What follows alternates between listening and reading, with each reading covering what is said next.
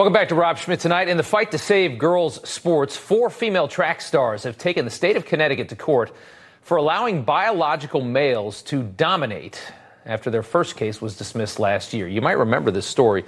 Selina Soule, Alana Smith, Chelsea Mitchell, and Ashley Nicoletti lost advancement opportunities and scholarships to 2 biological males who pushed their way into the competition by identifying as transgender.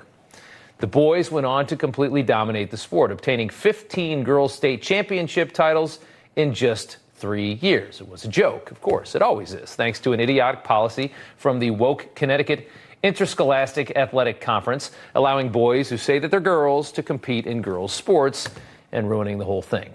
The policy was put forth by Connecticut's Department of Education, which was led by wacko Miguel Cardona, who, of course, like everybody else that's incompetent, got promoted into the Biden administration, now in charge of Biden's education department, and has sought to enforce this nonsense across all federal levels.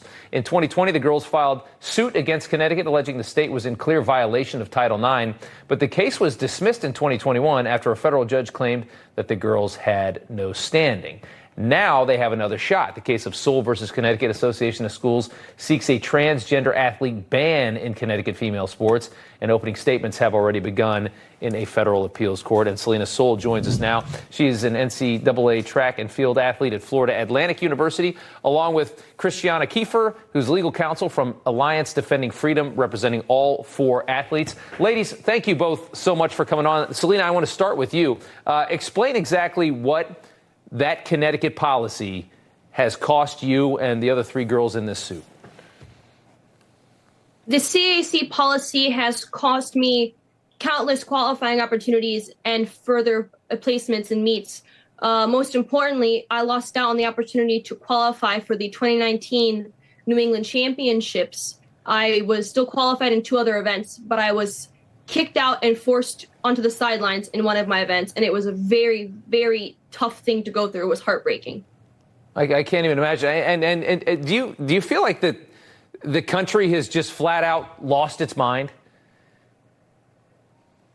In some ways I do, but I know that biological men do not belong in women's sports, and I am prepared to fight for it as long as it takes. Yeah. Christiana, one of Biden's first executive orders was to restrict any denial of trans students in sports, restrooms, locker rooms. Now he, with Miguel Cardona, are working to change the meaning of Title IX.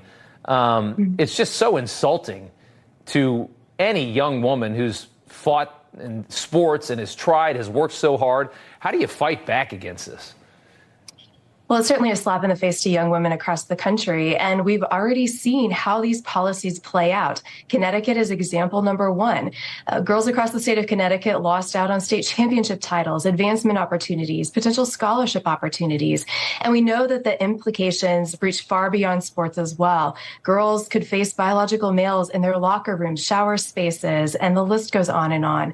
So what President Biden has done here in proposing these changes to Title IX is unlawful. It's executive overreach and will have devastating implications for young women across the country. It's utterly ridiculous. Selina, because of this, and it's not unexpected, you've managed to get some haters for this, as you will in any good fight in your life. I want to show you a tweet.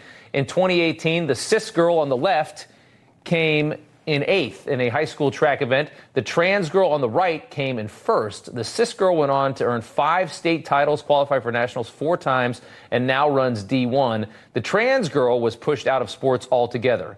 Guess who's suing who? What is your response to a tweet like that?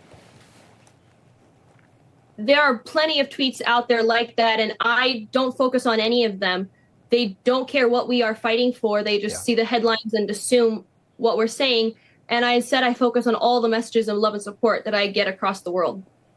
Something else. It is something else. I think it's so great that you're fighting this, that you've got the guts to fight this in a country like this, which is just so rabidly woke and has forced everybody to just capitulate to nonsense, which is what we're seeing all the time. I think most people are on your side, but a huge swath of them don't have the guts to say something.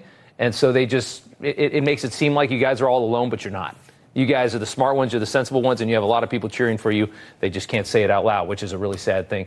Selina and Christiana, thank you both so much for taking the time. We appreciate it. Thank you. Thank you.